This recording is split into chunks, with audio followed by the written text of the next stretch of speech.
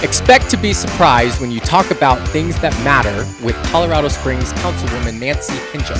Tune in, leave a comment, and let me know what caught your attention on this episode of the show. It is time to juice it up. All right, welcome to the Juice Ortiz Show. I'm here with Nancy Henjum. Remember to subscribe, like, and ring that bell for more notifications. Yeah, I'm excited to be here at City Hall. This is Councilwoman Nancy Henjum. I'm sorry, I just killed your last name. No worries. Not a problem. Give us a little bit background, who you are, where we're at, and where you came from, and what you do here. Yeah. My name is Nancy Henjum. I'm a city councilor elected in 2021. I've been here for about 2 years and a few months as an elected official in City Hall on the corner of Nevada and Kiowa. I am an Air Force brat by birth, was born in the Philippines. Oh, really? Yep. Lived in on the Air Force Academy from 1969 to about 72. The Air Force Academy here in the Philippines? Air Force Academy here. Okay. Yeah, my dad, after he came back from Vietnam, he was transferred he was stationed at the academy. So I lived 4 years here as a kid on the academy. What a cool place. Yeah. Oh, man. Spend 4 years as an elementary school kid. Pretty awesome. And then I'll fast forward, if you can ask me whatever you want about kind of in between them. But in 1990, I was in Chicago. Actually, in 1987, I got married to my husband, who was also an Air Force brat. We met in Illinois. Long story there. That would take a whole hour. That's another whole episode. I guess I'm coming back for how the Henjums met. It's pretty cool. Actually, it's my maiden name. Was my dad's name was Henjum. Oh, okay. So I kept my maiden name. Anyway, my husband and I got married in 1987 and in Chicago. And that's where I got my master's in social work.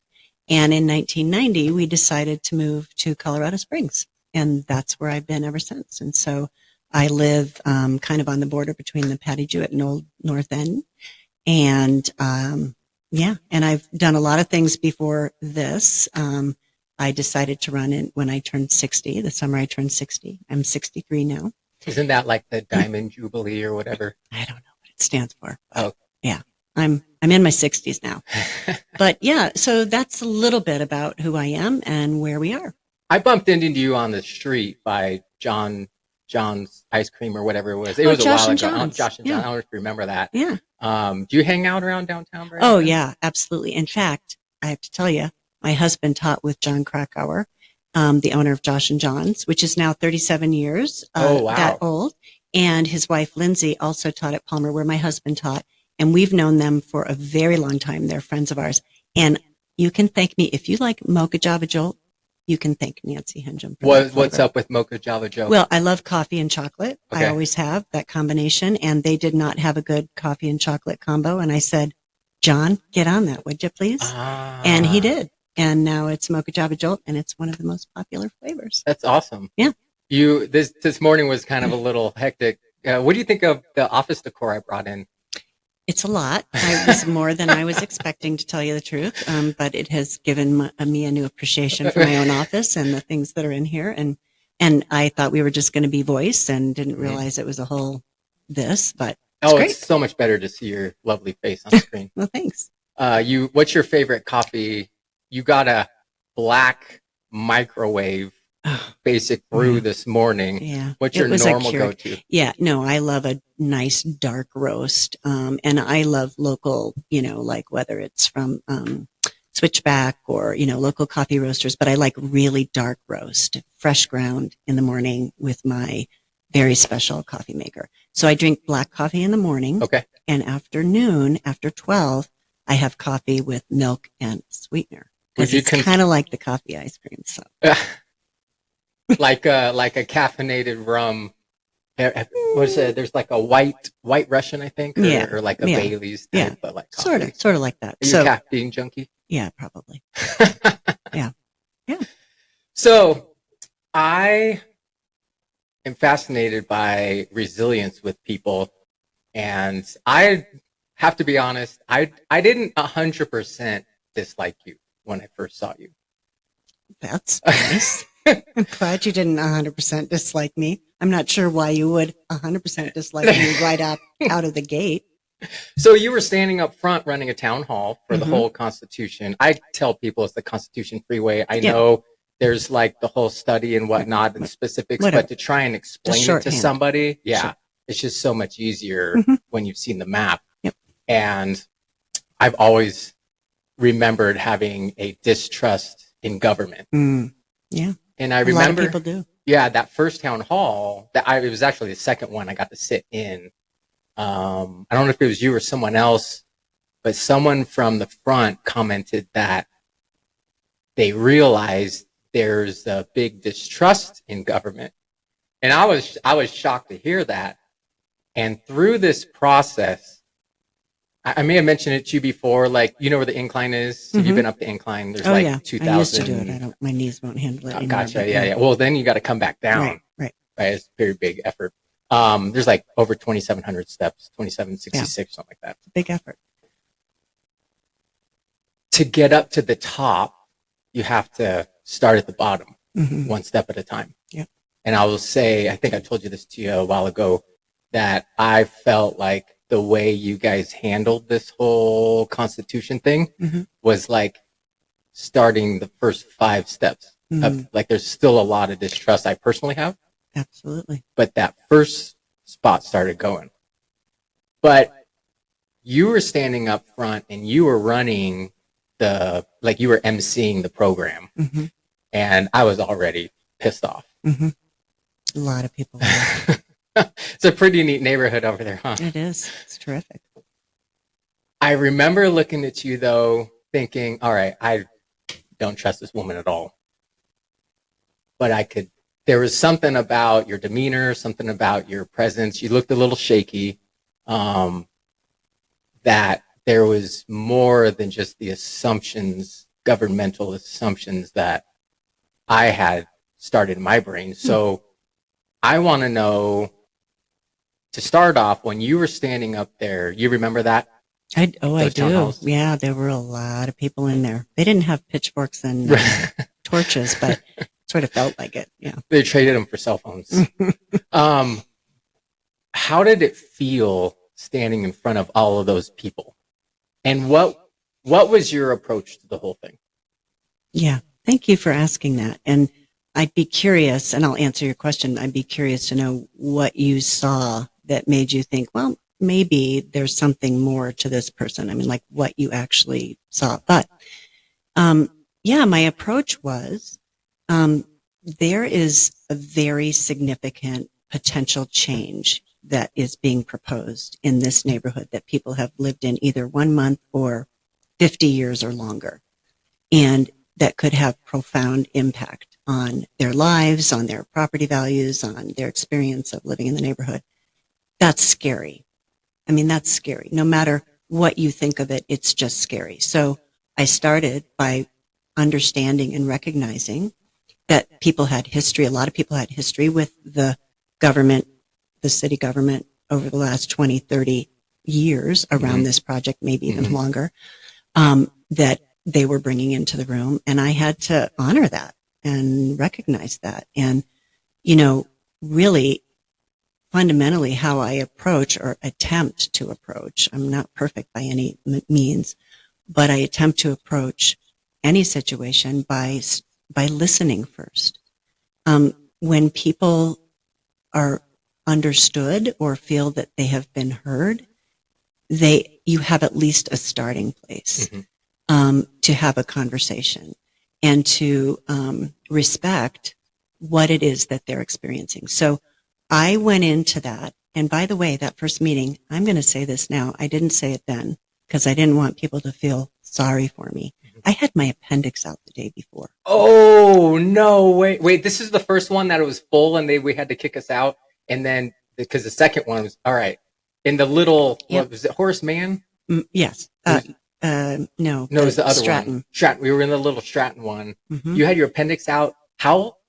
The day before? Less than 24 hours Whoa. Before. Yeah. Fortunately, it was laparoscopic and it was right. it wasn't, I didn't too far have along. And it wasn't appendicitis. It was actually, Do you remember how polyps many hours in to it you were, like before the operation happened? I'm not sure I understand. So I remember my appendicitis. Oh. And I had Duo's Pizza in Chicago. Oh. Sorry, Duo's. I will never eat it. I started getting gassy. Oh. I woke up in the morning. It was like 14 hours. So you need to know operated. this was a scheduled appendectomy because I had polyp and a colonoscopy, and it was right at the entrance to the appendix. So I knew it was going to happen. But this was scheduled before you knew the town hall was going to happen? No, I scheduled it knowing the town hall was going to happen. And, why? Well, because I needed to get they're precancerous polyps, and I wanted to get them out, and I didn't want to wait any longer. Yeah. So I wanted them out, and I said to the doctor, I've got a town hall the next day. How do you think I'll do? He said, you'll probably be okay. I mean, he gave me instructions, blah, blah, blah. And I thought, I can handle it. If I need to sit down the whole time, I will. And you stood a long time. I stood pretty much the whole time. And I think it was adrenaline, honestly, and going back to the listening, because I genuinely understood how important this was, the whole process of having people heard. It was one step of many steps, but it was a really important step that people be heard and understood. So with that in mind, that's how I approached it. And I spent some time writing out my initial remarks, kind of making sure that people understood that that's a value of mine and that's an important thing in what we're trying to do. Me as city council and I absolutely in partnership with the leadership of Public Works, who, honestly were learning as they went and responding as they went. And that's how it goes. It's like, you've got to be willing to listen, to make mistakes, to learn, to adapt, to move on. It's a conversation. It's harder to do with systems of large people in government, but it has to happen in those kinds of one-on-one ways. Yeah. What was leading up to this? Because I thought the first town hall was like I was at home, got the mail, and there was a letter from Tom Morosky, I think, that said, this town hall is happening. They want to put a freeway in the Constitution. We don't like this. If you want to voice your support, you need to show up here on this day. And I was like, what? So what led up to, thank you, Tom Morosky, for doing that, because I would not have known. I think a lot of residents wouldn't have, but what, I'm assuming there was more to the process than just a lot more. And honestly, you probably don't want to, I don't want to go through the step by step back to the summer, because honestly, I won't remember. So it went all the way to last summer? Oh, it even really went before that, depending on who you're talking to in the neighborhood, right? So it's been a dialogue and a conversation with the neighborhood for decades. The current really definitely went back, for me anyway, as an elected official, to the summer and to PPRTA. So it started back early in the summer, and that's when I first met Tom and that group, and I met with them, and that was a really hard meeting. So same kind of feel and everything. Actually, even more intense. Honestly, really? I'd say I left that feeling pretty attacked, honestly. Okay. But they had their feelings. Did you have an opinion at the time? Your own personal opinion? Yeah, actually, honestly, at the time, I thought, one, I don't believe we're building a freeway in 5 years. That's not true. It needs to be studied. At the time, I was like, I think it's fair to do a study. My thinking shifted over time as well, in part because I was listening. So, it definitely shifted at the time. I was really trying to help people see, like, we just want to study. In the end, it came out at PPRTA. The people's voice was heard, and the conversation continued. So anyway, it is where it is now. There's still a little bit of work to do, for sure. But wow, it's as solid as it's ever been in terms of what, honestly, not just what the neighbors want, but I genuinely believe what's best for the city. I really, my own thinking has even changed in the process. So that's what I saw in your character. I care more about the intangibles in people than I do the tangibles, like money or whatever, that kind of stuff. And it was the intent to listen. Like, you didn't have a face of, well, I'm just up here going through the motions. I'm actually here. I do have my own opinions, but I'm going to try and grasp what the community is saying. And thinking. And if I could, Juice, I would share that, you asked a little bit about I think, what motivates me, or, who I am. And I have a quote over on my. I'm looking at it and I'm thinking about it the whole time you're talking. So if I could, Yeah, I'm going to please read do. it, and the camera can't show it. I took a I'll do like a little overlay. Okay. So what it says is, governing is not about finding right answers. It is more accurately described as forging alliances and compromises among advocates of different, oftentimes conflicting values, with the goal of getting things done and building and maintaining a sense of community. So that, I believe, is what drives me every day when I come to this office, and when I'm doing this work, or when I'm meeting, with constituents, or in a town hall like that, or whatever it is. That's how I think government really should be working, and often is not, especially in these days. Which might be where some of a lot of this trust comes from. Yeah. That it's not. Like when you were telling me while I was setting up, when you said that just kind of notched like another step in that incline. And granted, yeah, there's 2,750 steps to go, but there's 16 steps that are behind now. Right. And look, you're an athlete, right? You train, and that's how you train to win, is you don't expect on your first day of training that you're going to be able to win the medal at the end, right? You get up every day and you keep training to get to that end. And I think that's what we all have to do. And it's not just your elected officials. Absolutely, you need to hold them accountable to be, in my opinion, operating in this way. But it also requires the public to do what you're doing, which is, I'm going to be open to learning a little bit more about this person who I'm starting out with distrust. Yeah. I respect that. I think you told me once, like 6 months ago, or 5 months ago, something like, we like that, maybe not like the animosity, but we like the fact that people are getting involved. Yeah. And animosity tends to 100%. Draw the most people. 100%. And that's why I'm such a huge supporter of organizations like Kono. And I don't know what Kono is. So Kono is Kono. I mean, it used to be it's like Colorado known North, as something. The Colorado Springs Organization Coalition of, I don't know, neighborhood organizations. Okay. Oh, gotcha. They don't even use it anymore because it's such a mouthful, but they're just known as Kono. They were at both of those meetings in the back, and they host, their whole mission is about helping neighborhoods find their voice and learn how city government works, and learn how to advocate and get the things they need. They also do things like distribute barriers for, and help people get permits for block parties. And they do a lot of stuff like that. It's a terrific organization. And that's very much what they're about. And I really support that, because I think, and in fact, honestly, just in the last, it just happens almost every week that I meet somebody who's like, I had no idea, and I just learned something, and I want to get engaged. That's just happened like 3 or 4 times in the last 2 weeks. I've connected somebody very recent with, like, I did not know, I want to get involved. A mural artist, the whole Nob Hill mural thing became a big thing. And a mural artist came and learned we were going to talk about that. I invited her to speak. She did. And she's like, oh my gosh, this is great. I want to be more involved. That's an example. That happens all the time. So that's what I'm talking about, is not everybody has the time to do that. And I respect that, man. People are trying to raise their kids, earn a living, take care of their house, buy groceries, all the things, right? So even just being aware and knowing how things work is such a terrific start. Yeah. I want to scoot back just a little bit to last summer, going up to February. You had these precancerous cells. When did you find out about those?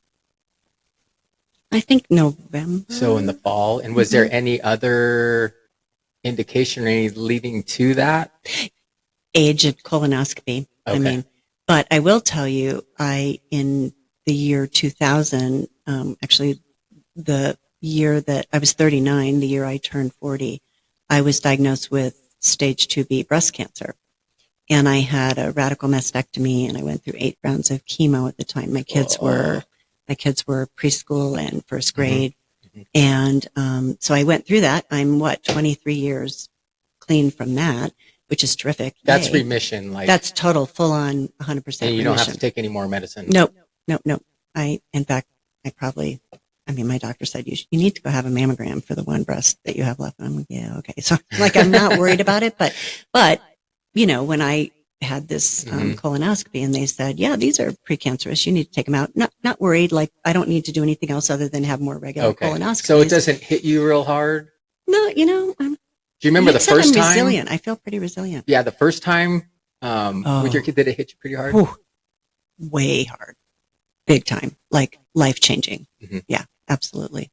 Yeah. So when you look at kind of how you go about your day and your year, what's different now than before? Than before the first diagnosis of cancer? Oh, wow. So many things.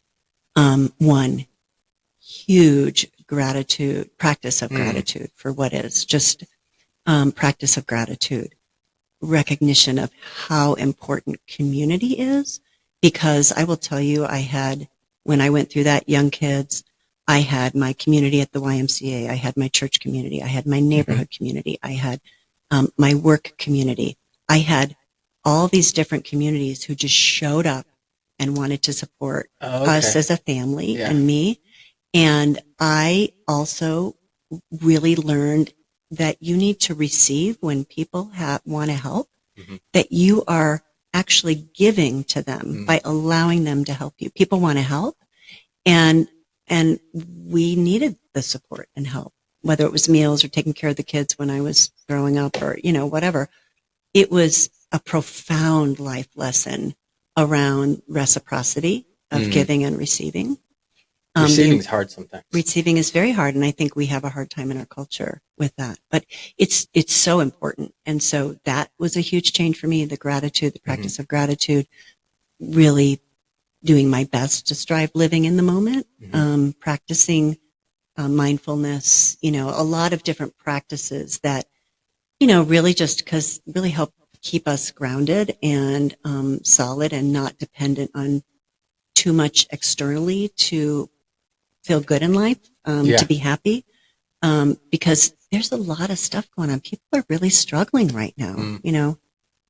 Could name all the gazillion things that are happening with the climate, with our healthcare system, with our school system, with our government, with, people are really struggling. Look at what happened in Maui. I mean, that's one major tragedy of how many this year, Yeah. Probably literally millions around the world. Mental health, how the impacts of COVID, drug abuse, the still addiction. lingering mindset that is still. Yeah. So we need each other. That's why neighborhoods are important. That's why, which listening is what you fought important. for by not, and you didn't really have your own pitchfork. You just, like we were talking about earlier, you were really there to listen, which is what impressed me. What did it feel like the last town hall?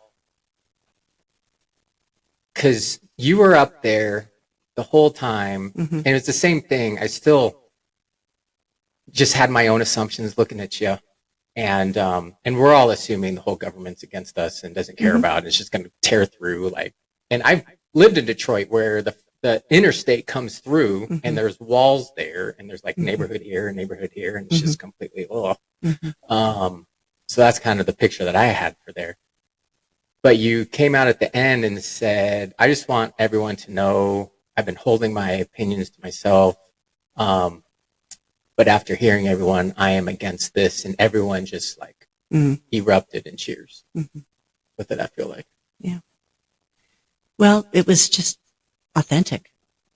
I mean, it really was genuine and authentic. And I really, really held the whole time, I really want to listen and understand from neighbors and citizens, and also, the Citizen Transportation Advisory Board had weighed in, and, there were a lot of different voices, and I was really trying to figure out what is the right thing to do for this city. See, this is why I wanted to interview you, because you went through all of this angst that you had to struggle through. I had no idea you had precancerous cells. No one did. You held it to yourself. You walked through that, and then you're not in it for the praise or the glory or the emotional satisfaction of doing this job, but your response, just the fact that you felt the authenticity is still, I'm shocked. I've never talked to a government official that I expected to be real and actually care about the community. And that's what I'm hearing right now. Well, thank you. I mean, I would just say simply, you see me. I mean, that's who I am. And, you know, it feels pretty good to be seen. We all like to be seen for what our intentions are. You know, you made this interesting comment about the assumptions.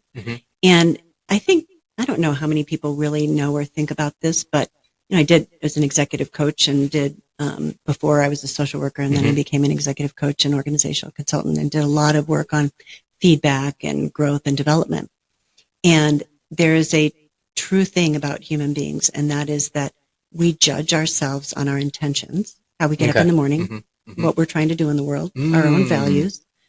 But people judge us on our behaviors, on the impact that we have. And sometimes the intention doesn't match the impact.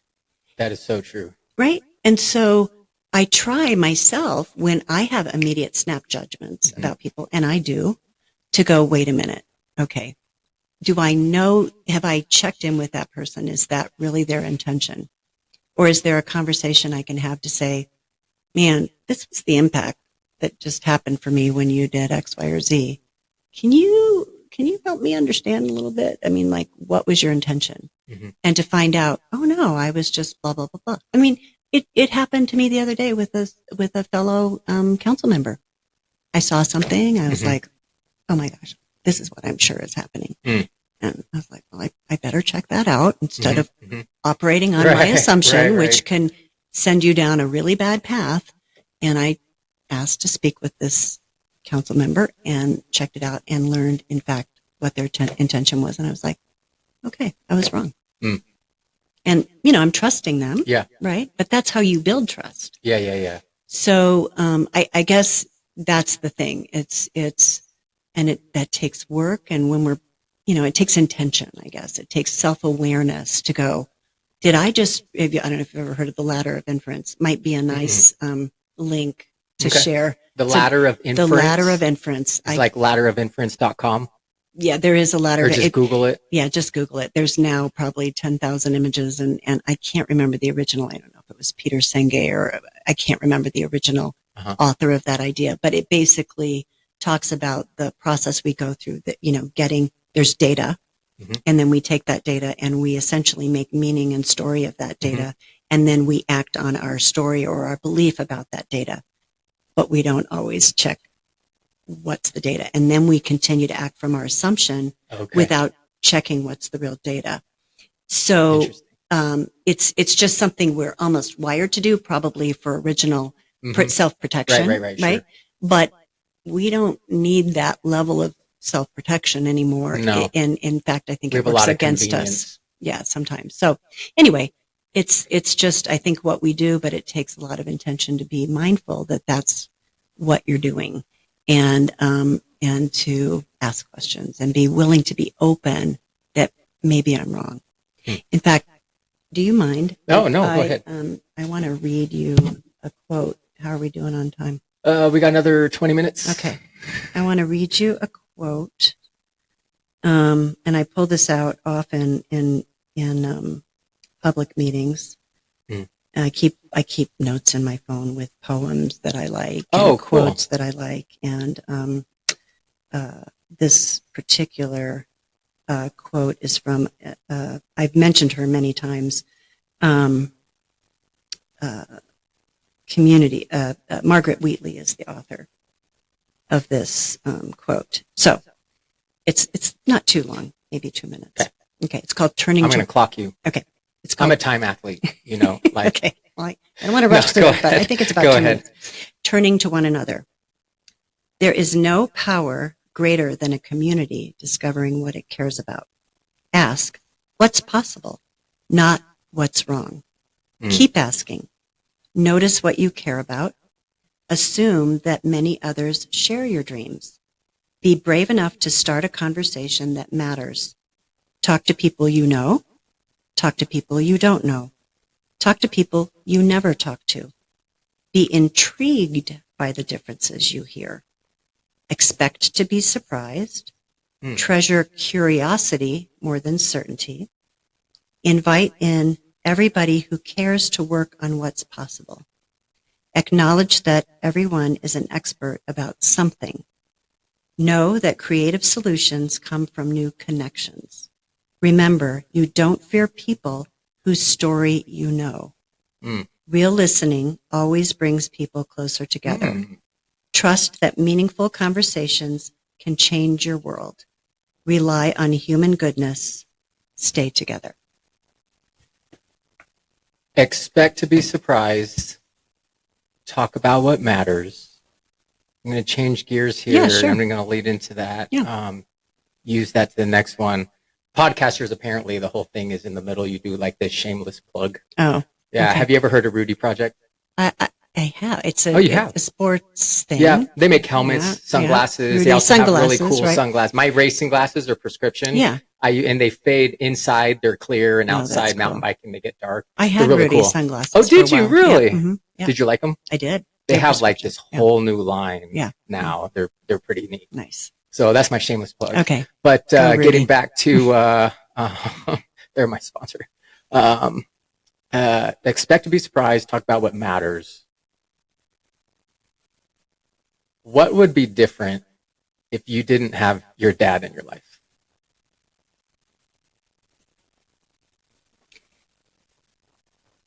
You did some research, I think, or you looked around my office.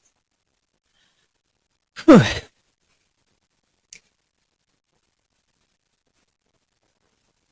Well, I wouldn't be who I am.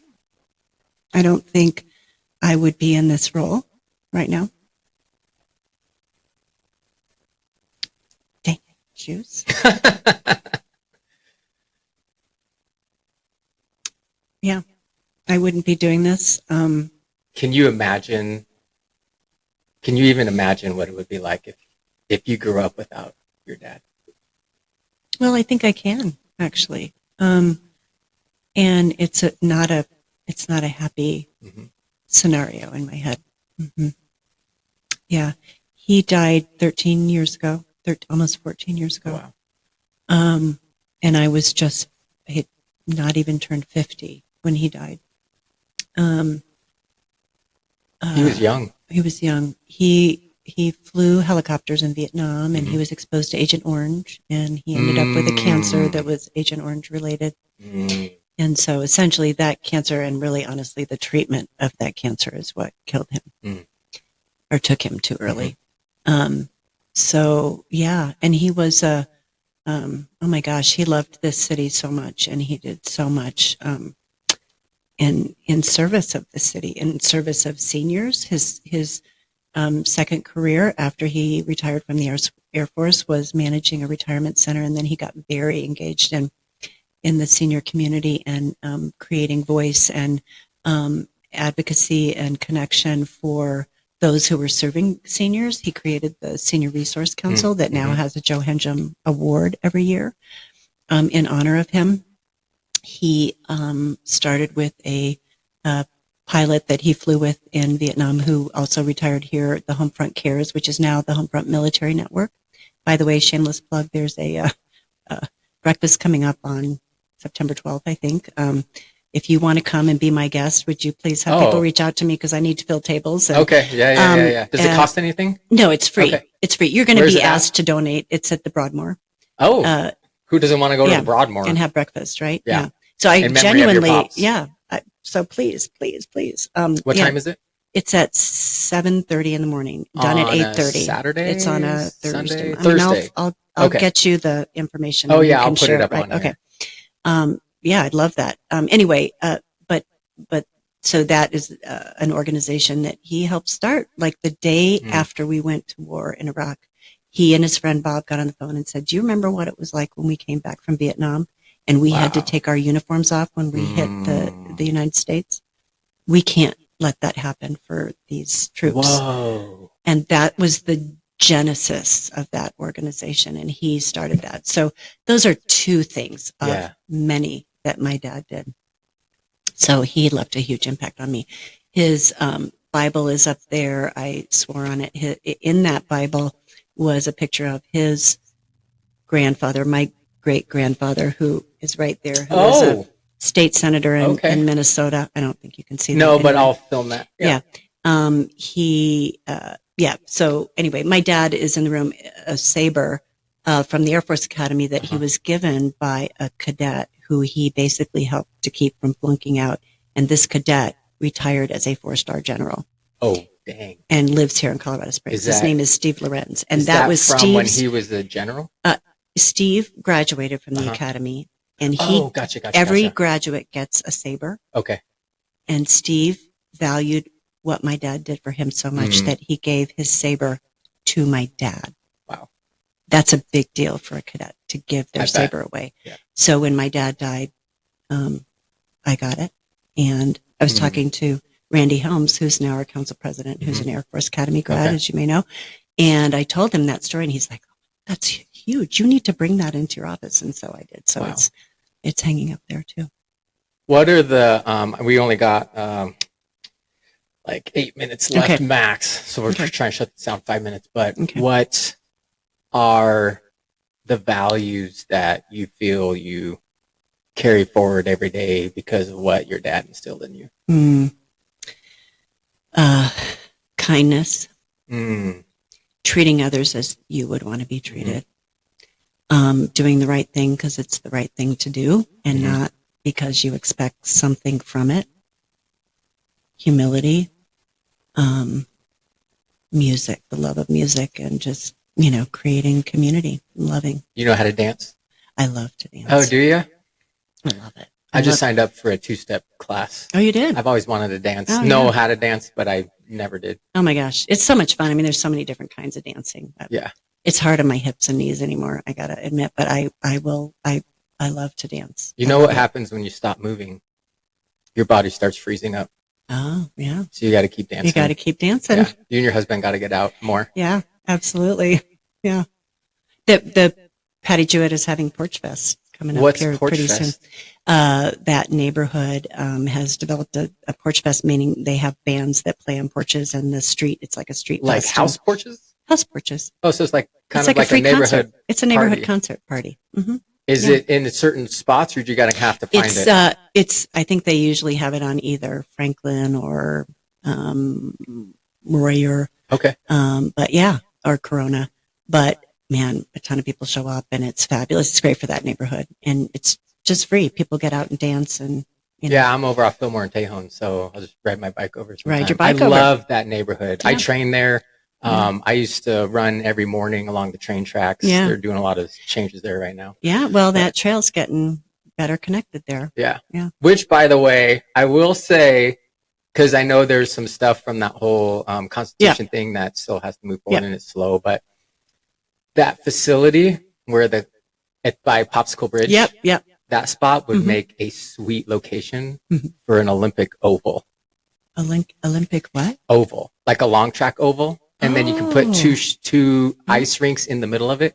And I know we're short on ice here because there's hockey teams and whatnot. So all right, just start putting that in your ear. All right, you got it. I know you know people. Let's talk about it. Yeah. Yeah. It has been an absolute privilege and joy to be here. Thank you. Thank you for having me in. I hope you enjoyed this. I really did, Juice. I have to tell you, I mean, I've been really busy and you probably saw me while you were setting up and I'm like, got a gazillion things going on. Yeah, I unplugged your freaking internet and I'm like, oh, shoot. It's all right. But we have a board meeting for utilities today. There's just so much happening. But I will say that what I'm receiving from this is a reconnecting to, for today, why I do what I do. And I appreciate you being curious and asking and listening, good listening, and it will help me get through the rest of my day with a lot of energy. Awesome. How much? Do you have another term after this or no? I can. I have to run again. Okay. And then is there a limit to number of terms here? So you're in your first one right now. I'm in my first 4-year term. When's the next term coming up? I would run in 2025. 2025. Okay, so you got couple years to go. Mm-hmm. Anything you want to say to anyone that might find this, or you can use this too to share if you want. Well, thank you for listening. I'm grateful that you've taken the time to listen, and reach out to me. My email address is on the city website, nancy.henjum@coloradosprings.gov. If you want to come to the Homefront Military Network breakfast, let me know, and I will have you at my table. I'll plan on being there. All right, I'm gonna make sure you get an invitation. Awesome. All right. Well, thanks for watching. I don't know who I got up next, but we'll be back. Councilwoman Nancy Henjum. How critical is it to when you're in formality at the dais? I think it's very respectful. All right. And then if you're not, I think asking the council person, how do you like to be called? Okay. Whether it's just meeting in person or an official. Yeah, some people more formal than others. Gotcha. Once we're off the dais, people can call me Nancy. It's fine. Gotcha. Some people can't. Like they're just like the police officers. Will never call me Nancy. It's just councilmember or councilwoman. Okay, councilmember or councilwoman, whatever. Yeah. Okay, got it. You have a problem with Nancy? My coach is Nancy, and I call her Nance all the time. No, Nance. I was driving over here. Yeah, I was like, shoot, don't call her Nance. Oh, it's okay. You're meeting with. I'm trying to get in my head. You're meeting with a council member. It's great. Well, thank you for coming on the show. This is awesome. Good luck you guys with enjoyed this. Your athlete. Yeah, I got a race coming up in January in Milan, Italy. I'm really excited. All right. Yeah. Good luck. All right. Thank you. Okay. All right. Have a good day.